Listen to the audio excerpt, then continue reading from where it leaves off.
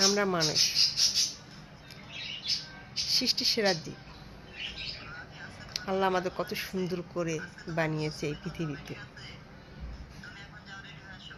আমরা এক একটার সাথে একটা কোনো মিল নেই, একটু খুঁত হলেও থাকবে, কিন্তু আমাদের মনের ভেতরে যে কত খুঁত তাকে আমরা জানি।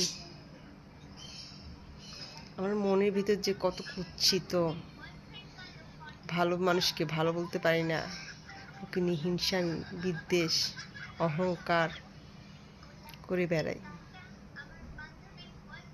কিন্তু দিন শেষে আমরাই মানুষ। এটা শুধু আমাদের কিভাবে প্রকাশ পাবে?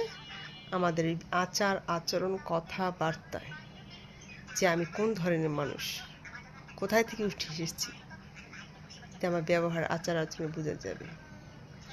তো আমরা মানুষকে ওভাবেই আচার আচরণ দিয়ে বুঝিয়ে দিতে পারবো যে আমরা কোন বংশ থেকে এসেছি, কোন গোত্র থেকে এসেছি, আমরা কি নিখুঁত নাকি একজন পাপিষ্ঠ চাইতে পাপিষ্ঠ, সেটা আমাদের আচরণে বলে দিবে।